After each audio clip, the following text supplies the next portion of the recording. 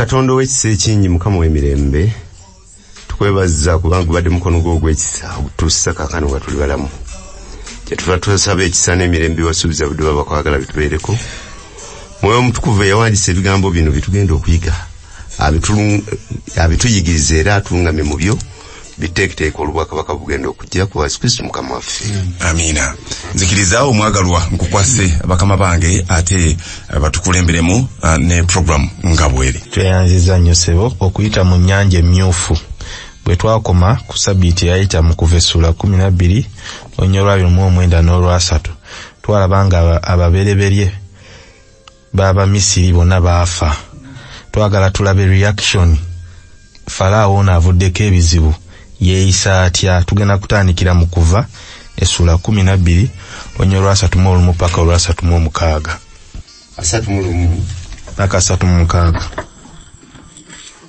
Asatu yagambye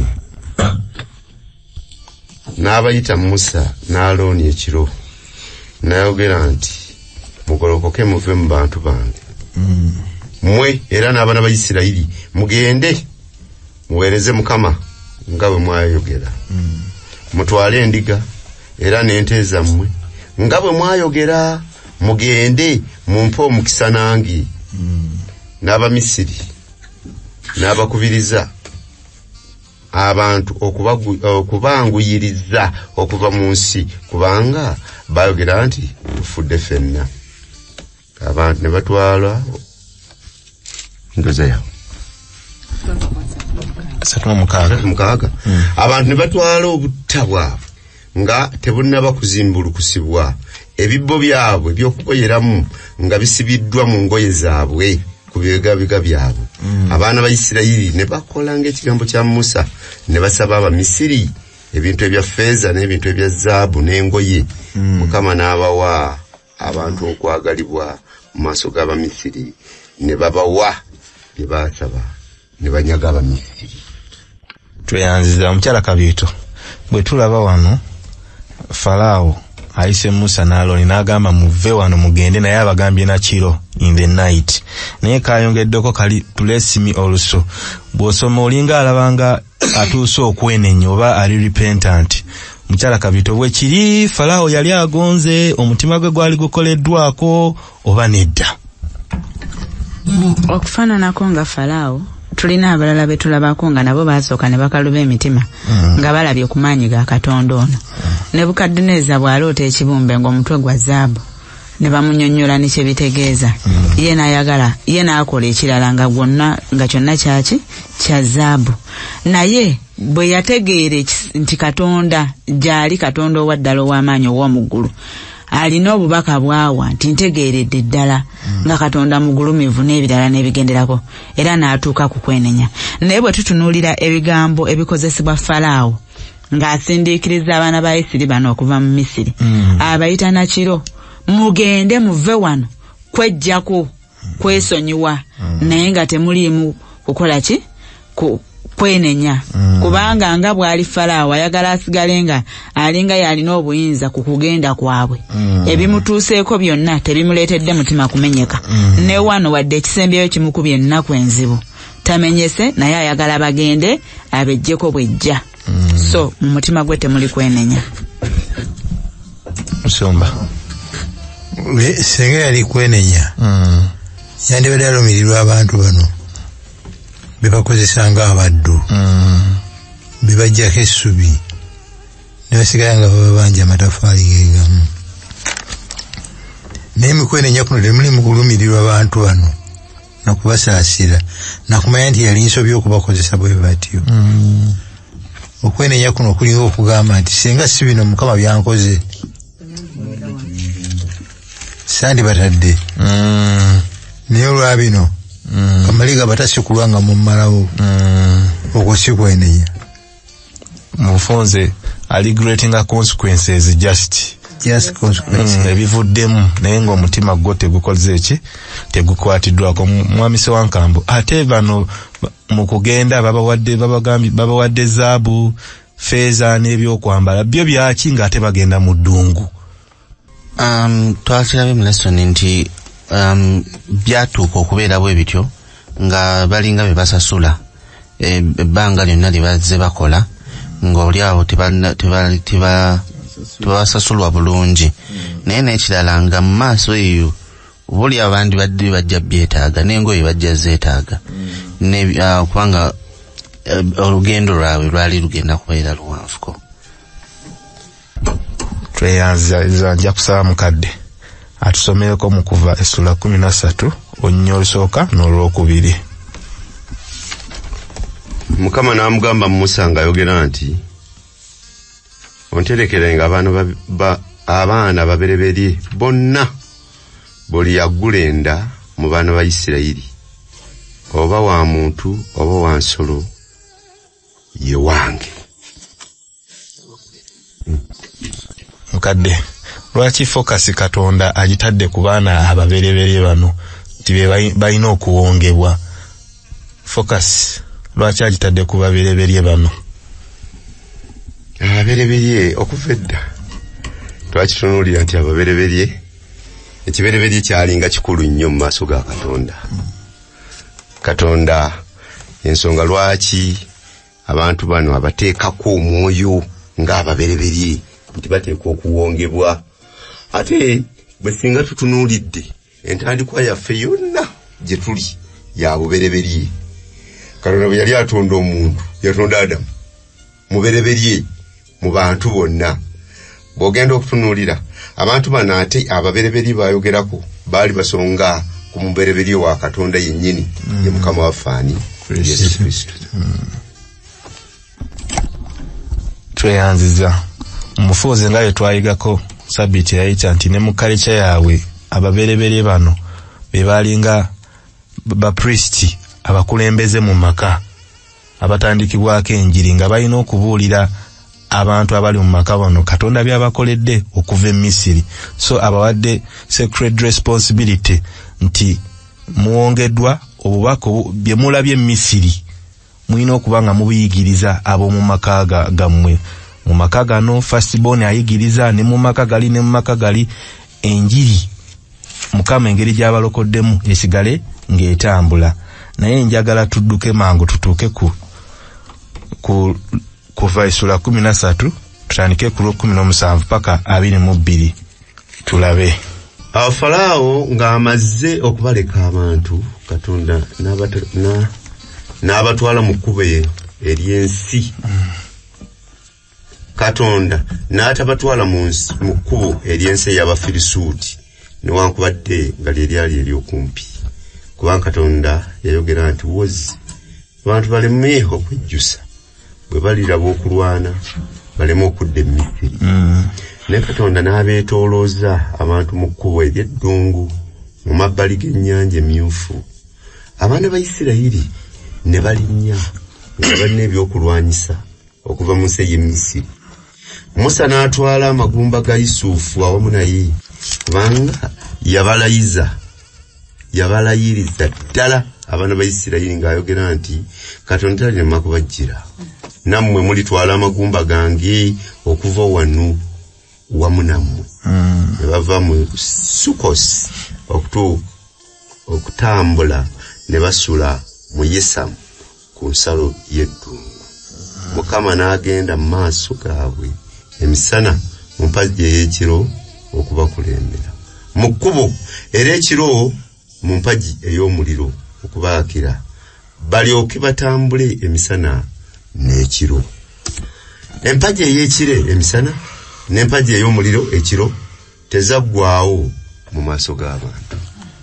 Tweyanziza tulaba nga bave e Misiri tebaali confused, baavaayo nga bali organized mu bibinja, mu divisions, mu units.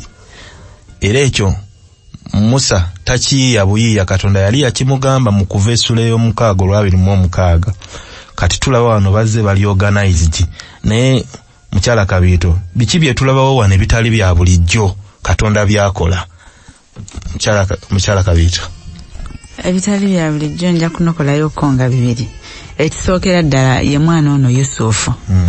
Ajja mu Misiri nga muddu kuba baganda be bamutunda, era ajja nga muvubuka muto ddala. Naye paka waafiira ng'akyajjukira ebyamuyigirizibwa nti Katonda ye Katonda wammwe ali bakima ali banunula era bw'aba afa mu ssuula eya 5 eya lubereberye agamba abantu be nti kufa ngenda kufa naye temwerabira Katonda yatuwa ekisuubizo era alikituukiriza ne tukubamu ebbanga omwana ono lye yamala mu Misiri n'atuuka yabonaabona komera biki paka ku bukulembeze naye ng'akyalina ekisuubizo kya Katonda mu ye. Ekirala nti Katonda bano abantu yabassaako obukumi bwe obw'enjawulo. Abamanyi ebintu by'eddungu batugamba nti emisana ne woba olina ka umbrella omusana gukuyitako nga owulira nga gwokya ku bwongo kwennyini ate obudde obw'ekiro bwe butuuka buba butiti naye Katonda yabalabirira emisana n'ateekawo ekire omusana guleme bookya nnyo basigale nga batambula at their comfort. Ekiro empagi ey'omuliro ewa akabugumu tewaako bakulembeze bokka oba bali mu maaso naye ekibinja kyonna. Sabe ekirala nze kyendabawo era nakyo kyekyokuba nti Katonda ono ye nannyini GPS yazisookesaawo zasooka okubeerawo nga n'abantu tebanazirowoozaako. Atunulamu n'olugendo waliwo we tubeerawo nga tukozesa obuntu buno ne kakulaga nti wano waliwo kajjaamu kayitiridde tojja sobola yitawo mu budde naye ne wano yalaba nti bwe banayita mu firisuuti bayinza okwejjusa badde e Misiri katuyite eno tusobole otutuuka obulungi. Nendaba nga akozesa empagi eno ey'omuliro n'ekire kino ekire eky'emisana okola GPS ebatuuse gyayagala bagende. Kyoyanziza kuba twagala tweyongereyo awo tulabye ebintu bibiri weewaawo 3 naye nga mukyala Kabitu batugambye nti empagi eno abantu baali basoma mu miliyoni 2 kuba baali bangi kuba tulaba abasajja bokka baali 6,000 tobaze baana tobaze bakyala n'ebisolo naye nga buli omu afuna buli omu atuukibwako ekitegeeza ekintu ekyo tekyali kya bulijjo naye twagala tuweyongereyo mu kuva essula 14 kiriba twongerako yesebo nti kuno kwaki kikabonera akekukunala akali galaga nti Katonda ali naffe emisana n'ekiro teyavaawo okutuusa lwe bava mu ddungu. God's presence ebirala byonna byekulemesa ebirala byonna byekutiisa ne byekukanga amaaso go negassa ku bibiri bino omanya nti waali alaba ekigenda mu maaso. Amiina. Nekyakyewunyisa ekirala nti empagi zino zisobolanga okuva mu maaso nedda emabega si kyabuki si bya bulijjo ebintu ebyalabika byonna si bya buki si bya bulijjo Katonda ng'akulembera abaana ba Isirayiri ekyo kikakasa obwa Katonda bwe 14 olusooka paka ku Lwomwenda. Mukama n'amugamba Musa ng'ayogera nti bagamba abaana ba Isirayiri badde ennyuma basule mu maaso ga Pikakirosi wakati wa Migdoli n'ennyanja mu maaso ga Berisefoni emitala weeri mulisula ku mabbali g'ennyanja. Falaawo aliboogeraku abaana ba Isirayiri nti bazingiziddwa mu nsi eddungu libasibye. Nange Falaawo ndi mukakanyaza omutima alibagoberera ennyuma waabwe nange ndyefunira ekitiibwa ku Falaawo ne ku ggye lyonna n'Abamisiri balimanya nga nze Mukama bwe batyo bwe baakola. N'amugamba kabaka wa Misiri nti abantu badduse omutima gwa Falaawo n'ogw'abaddu be ne gukyukira ku bantu ne boogera nti kiki kino kye tukoze okuleka Isirayiri obutatuweereza. N'ateekateeka eggaali lye n'atwala abantu be wamu naye n'atwala amagaali 600 amalonde n'amagaali gonna ag'e Misiri n'abaami okubeera kugo gonna. Mukama n'akakanyeza omutima gwa Falaawo kabaka wa Misiri n'agoberera abaana ba Isirayiri kubanga abaana ba Isirayiri baafuluma n'okwewaana. Abamisiri ne babagoberera ennyuma. Embalaasi zonna n'amagaali gonna aga Falaawo n'abalaba beebagala embalaasi n'eggye lye ne babatuukako nga basuze kumpi n'ennyanja ku mabbali ga Pikakirosi mu maaso ga Berisefoni. N'omwenda yanza mwami Sewankambo mbeera ki abaana ba Isirayiri bano gye balimu mu buntu oba ngambe geographically nga nzibu.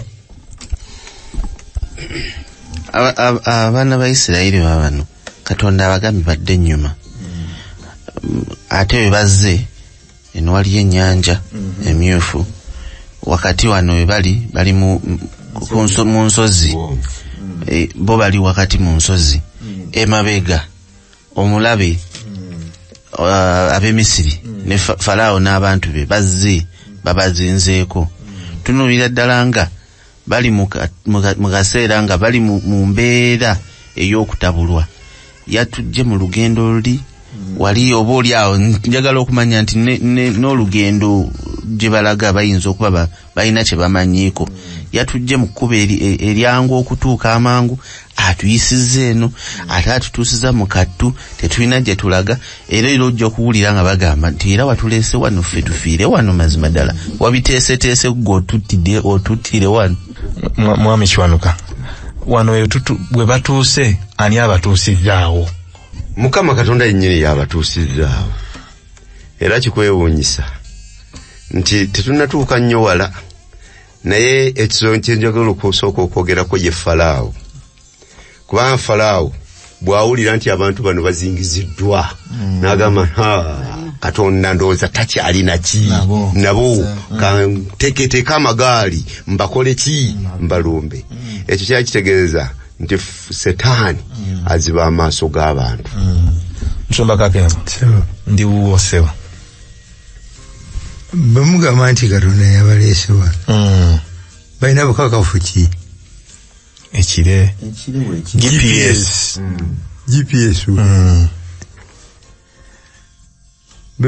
mukwetoloola kuno muyinza okuba nga mwalimu abagezi ababuuza Musa kakati twavudde Pikakaloosi ate n'otuza egindi kiki Musa yabanyonyola kubanga Mukama bwe yamugambye n'ekiro ekyo kitutute n'olwekyo they knew where they were nti mukono gwa Mukama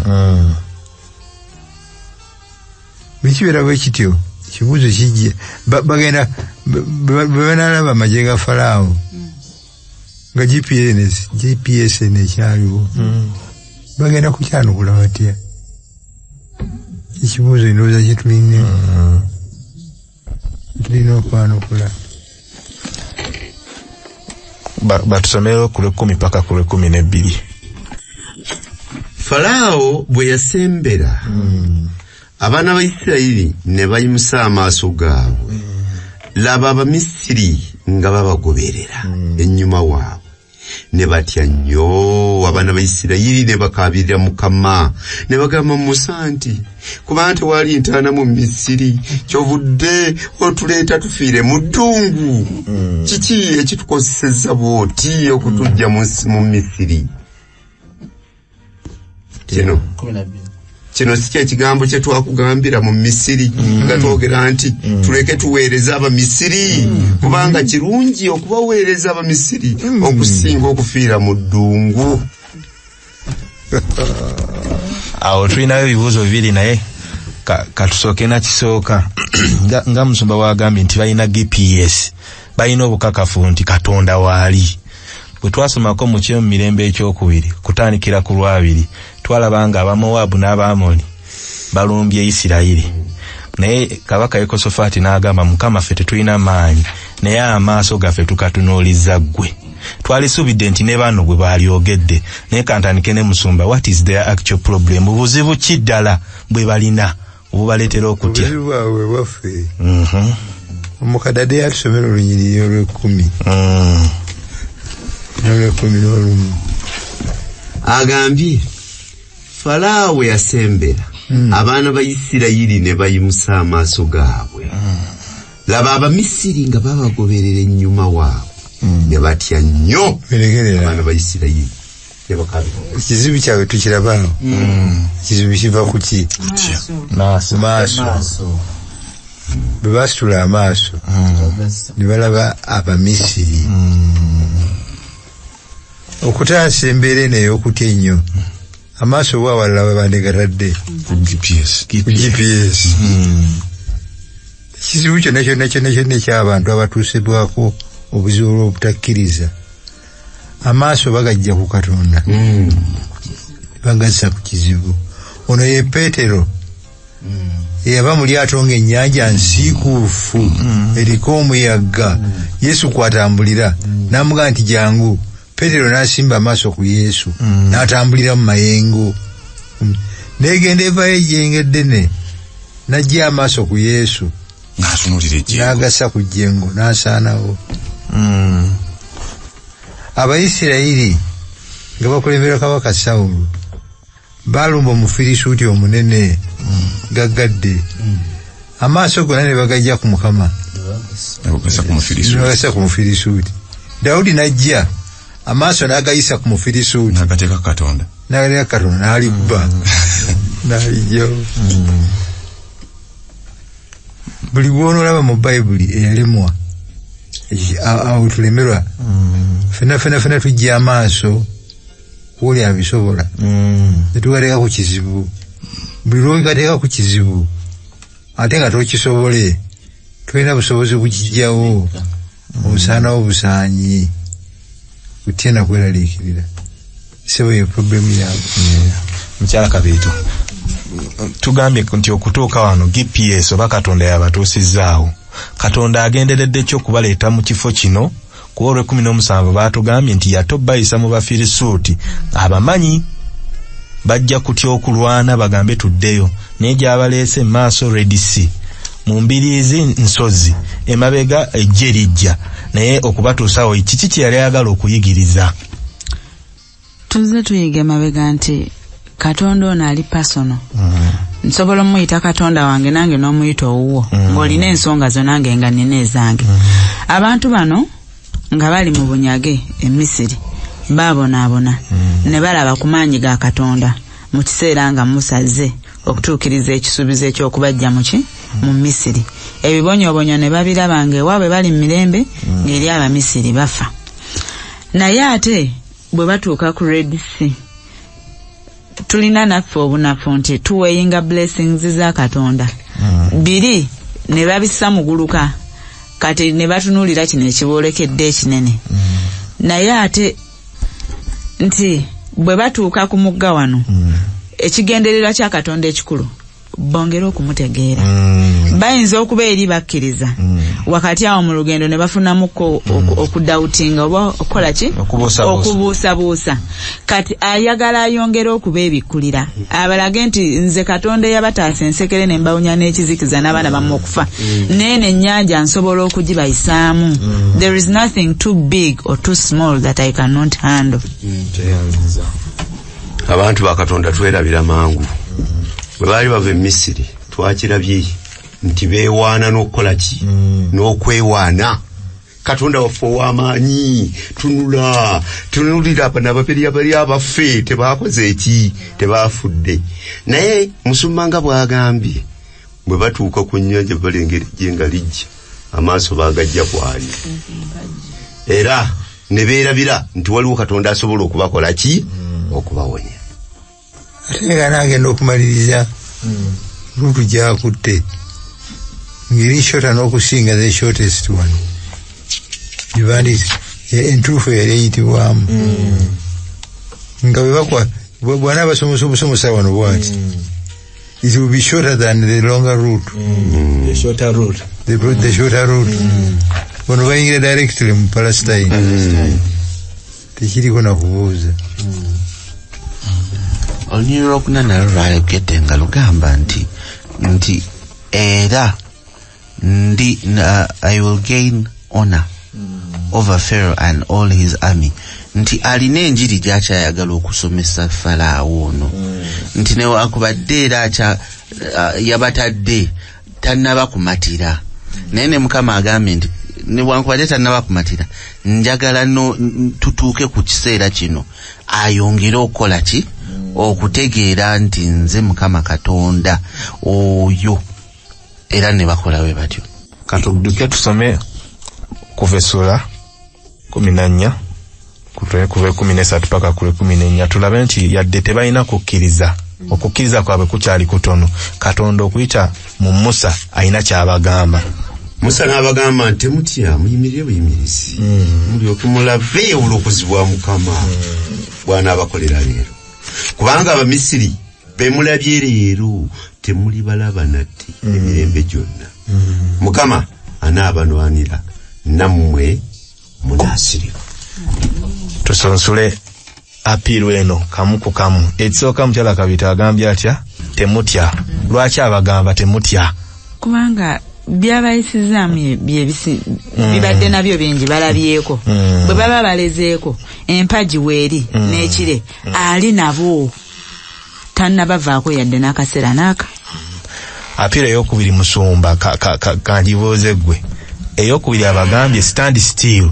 Lwaki mu mbeera ey'akazikiziki gye tuyita crucible mu katamu lwaki kitwetaagisa okukakkana okubeera still? Naddala ng'oli mu mbeera gy'otolina kyosobola gikolako nekugwako bw'otosirika n'ogikwasa naye gwe noga nti kogyekwatiremu ate nga mu butuufu tolina kyoyinza gikolera. Mu ebyo by'okolakola byoyiyayiya byopangapanga byobalangatana nabyo ate byonona bwonoonyi mbeera kugyongerayo. Opapie osabye roni opapie okuzotya opapie Katonda buli gyagenda okuyita akuyambe akusanga oli bize naye ntunulira obusajja buno obusirikale nga waliwo okwekalakaasa nga kakutte emmundu n'ekibooko ne batuuni n'omulaba nga bali babiri bokka naye nga bafuga embeera yonna. Lwaki? Kuba gavumenti eri mabega waabwe. N'emmundu eno kyamaanyi emuwa amaanyi n'agaagana n'agalula bugaluzira abantu ne bagwa emisinde ne bagwa ne bagira kabundu ne pawa gyakiikirira. Embeera gituukemu obutatya gwoli n'emmundu ne pawa ekulya emabega terina mbeera gyeremuwa. Obuzanirano bwaffe bwakutya oba oyagala oba tokola ki naye eky'omukisa omulungi nti Katonda yatuteerawo ekkubo nga tonnaba kubaako nsonga yonna gy'okola sooka omutegeeze kubanga yalina amaanyi ga byonna. Wano abasajja bano twogenza obbatunuulya Musa naye abatunuulidde n'abalaba nga bonna bakoze eki emitima gyabwe gikoze eki gigweddemu mbu abatunuulira n'abagamba muyimirire buki buyimirize kitegeeza baali baagala kujjayo ebyokulwanyisa.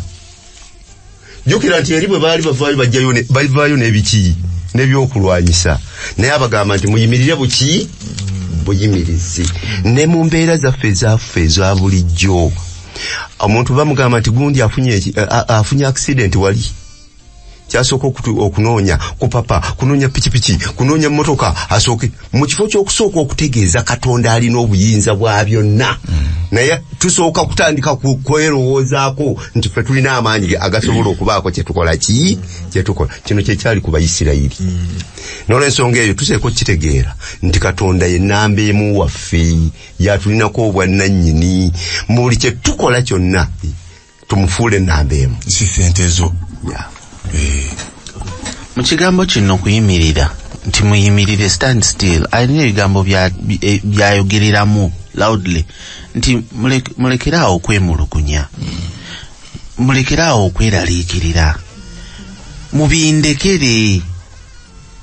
Temumanyi kye nabakolera emabega eno temubirabyeko temwalaba bwe nabayisa mu bibonyoobonyo balinga babifuna nga mwe temubifuna be bamu abali mabega wammwe naye era nabakolako dda era ne kaakano nkyasobola obbakolako.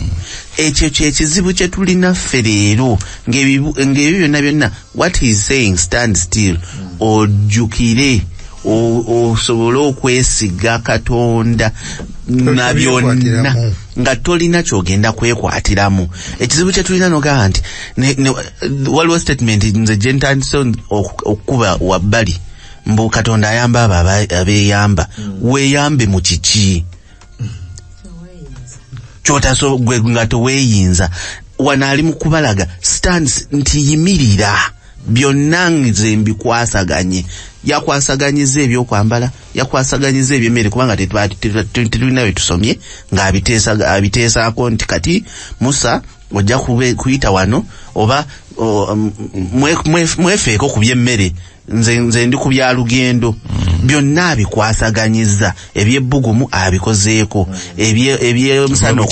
ebyomusana okubookya abikozeeko kiki kyageza kubalaga nti byonna nze abikwasaganya kyeyanziza kuba tulaba abagambye you will see the deliverance gyengenda okubawa leero kubanga obutakkiriza buno butuziba amaaso kati kyagenda okukola ayagala kibazibula amaaso batandika okumukkiriza n'akasembayo n'abagamba temwetaaga kulwana I will fight for you mwe ogwammwe stand still don't be afraid ebisigadde mukole ki mubindekere naye twagala tulabe Katonda ono bw'amala obbagamba ayina akasemberayo ddala and hold your peace ebizibu bino bijja bitumalako emirembe naye bw'obikwasa Mukama ne biba binene bwenfuna eddembe obulamu bwange luyimba lwaffe n'aba127 you hold your peace ng'omanyi nti taata yabikuttemu n'owulyamu akalembereza ne biba binyiga bitya ne biba biruma bitya n'omanya nti taata yabikuttemu kaba tusomere action plan ya Katonda engeri gy'agenda okikolamu paka ku 23 Mukama n'agamba Musa nti kiki ekikunkaabiriza bagamba abaana ba Isirayiri bagende mu maaso era yimusa omuggo gwo ogolola omukono gwo ku nnyanja ojawulemu n'abaana ba Isirayiri banaagenda wakati w'ennyanja ku lukalu nange laba nze ndibakakanyaza emitima Abamisiri baliyingira okubagoberera nange ndyefunira ekitiibwa ku Falaawo ne ku jjeeri lyonna ku magaali ge ne ku bantu be abeebagala Abamisiri balimanya nga nze Mukama bwe ndimala okwefunira ekitiibwa ku Falaawo ku magaali ge ne ku bantu be abeebagala. Malayika wa Katonda eyakulembera eggye lya Isirayiri n'avaayo nadda ennyuma waabwe empagi ey'ekire neeva mu maaso gaabwe neeyimirira ennyuma waabwe nejja neebeera wakati w'eggye lya Misiri n'eggye lya Isirayiri ne waba ekire n'ekizikiza naye n'aleeta omusana ekiro abo ne batabasemberera bali ekiro kyonna. Musa n'agolola omukono gwe ku nnyanja Mukama n'asindika ennyanja n'omuyaga ogw'amaanyi ogw'ebuvanjuba obudde okukya ennyanja n'agifuula olukalu amazzi ne geeyawulamu abaana ba Isirayiri ne bayingira wakati w'ennyanja ku lukalu amazzi ne gababeerera ekisenge ku mukono ogwa ddyo ne ku mukono ogwa kkono Abamisiri ne bagoberera ne bayingira ennyuma waabwe wakati w'ennyanja embalaasi zonna eza Falaawo amagaali ge n'abantu be abeebagala. Awo lwatuuka mu kisisimuka ekyenkya Mukama n'atunuulira eggye ly'Abamisiri mu mpagi ey'omuliro n'ekire ne yeeraliikiriza eggye ly'Abamisiri n'aggyako bannamuziga ab'amagaali gaabwe ne bagagoba nga gazitowa. Abamisiri ne boogera nti tudduke mu maaso ga Isirayiri kubanga Mukama abalwanirira ku lw'Abamisiri. Mukama n'agamba Musa nti golola omukono gwo ku nnyanja amazzi gadde ku Bamisiri ku magaali gaabwe ne ku beebagazi baabwe. Musa n'agolola omukono gwe ku nnyanja ennyanja nedda mu maanyi gaayo nga bukedde Abamisiri ne bagidduka. Mukama Abamisiri n'abakunkumulira wakati mu nnyanja amazzi ne gadda ne gasaanikira amagaali n'abeebagazi era n'eggye lya Falaawo lyonna abaayingira mu nnyanja ennyuma waabwe tewaasigala n'omu ku bo.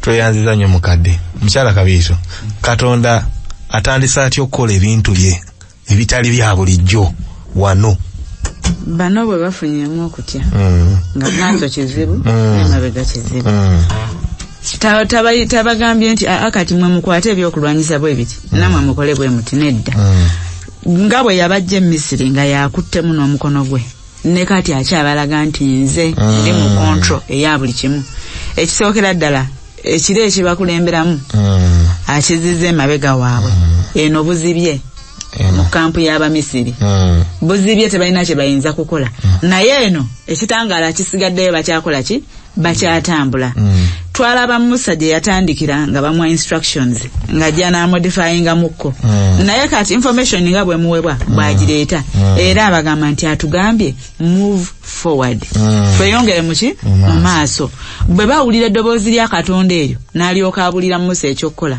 kono omuggo ku mazzi geyawule eri meanwhile tebamanyi kigenda mu maaso bwamala olw'okubanga olutalo lulwe anaabalwanira nabo banaasirika amagaali gafunye obuzibu entambula egootanyeemu awo bonna bano bali mu kukola ki okusomoka naye nga byonna abaana ba Isirayiri tebabirinamu mukono Katonda yekka nga mukono gwe guli mu kukola tweyanziza nnyo waliwo olunyiriri lwe neerabidde naye lulaika luli mu Zabbuli nga lugamba nti trust in the Lord and lean not on your own understanding.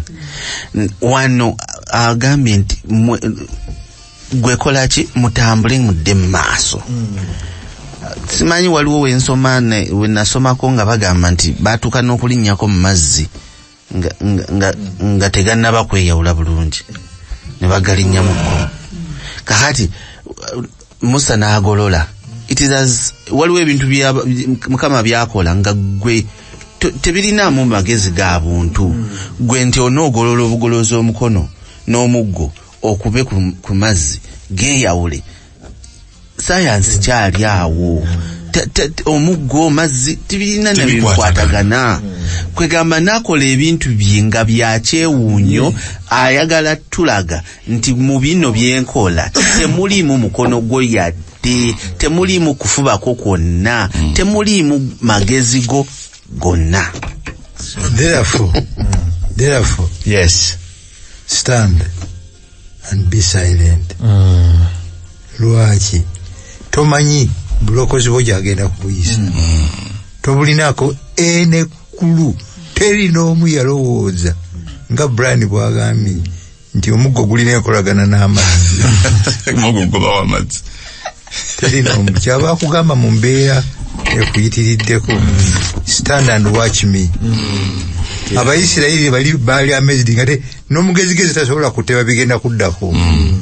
Era kakutegeeze sisuubira nti bayitamu nga tebatidde ngena amazzi bagalaba n'eggoonya ziri eri envuba ziraba saidi y'ekyemmanga bayitamu nabo nga beeraliikirira naye ne bagaa katugende.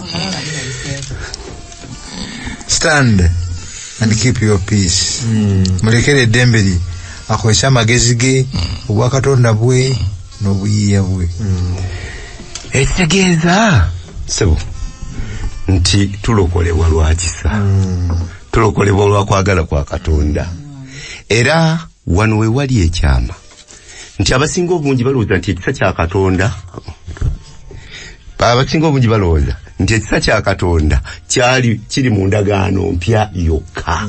N'ekisa kya Katonda kitambulira ddala okuviira ddala mu kindagaano enkadde mu luberebye okutuuka mu ndagaano nekituukirizamu.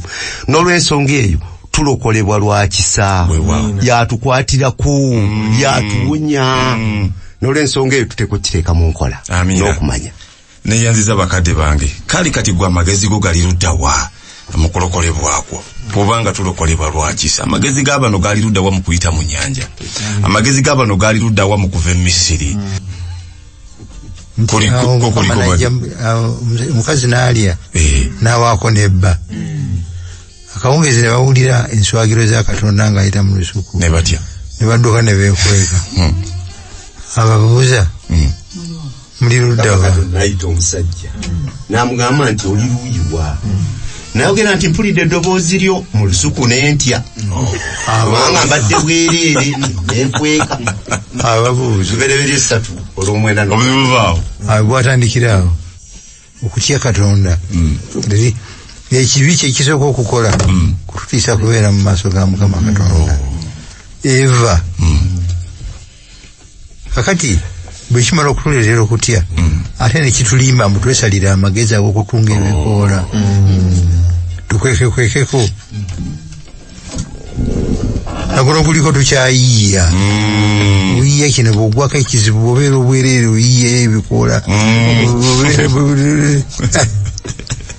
Okay, omwagalwa awuliriza tukweyanziza nnyo munnange kubanga obadde muwuliriza mulungi kuva gye twatandikidde paka essaawa yino ewezeemu twagala kukusiibulira wano twagala kwebaza olw'okuyiga ate n'okuteganga Prime Radio tegezaako omulala nti eno eradio ekeriko ebigambo eby'amagezi ebigambo ebiteekateeka abantu ebigambo ebinyuvu ebituteekateeka okusikira obwakabaka bwa Katonda. Yenze Sebuuma mbadde ne pano namba eya lesoni omubadde omusumba Kakembo John omubadde ow'Oluganda Brian Sewankambo omubadde omukadde David Mark Kiwanuka mbadde n'ow'Oluganda Sebaduka Dennis ate ne mwannyinaffe Nakimbugwe Anifa Kabito omukyalo omubwati ku paneno. Twatandise n'okusaba nsaba tuggalewo n'okusaba. Amina katwebaze Katonda waffe omwagalwa nga tweyanziza nga tusiimye nnyo bw'otegeka ebyokuyiga ebirungi bwe biti ebituyamba naffe okubisomako n'okubiyigako bituteeketeeke olw'obulamu obutaggwaawo. Tukusaba Katonda waffe nno nga tugenda ate mu birala ebyokukola mu lunaku luno olwa Ssabbiiti Mwoyo Omutukuvu atulungamye mu byonna era abeere wamu naffe abagenda okutambula otutambuze emirembe kwe kusaba kwaffe mu Yesu Kristo Mukama waffe. Amina.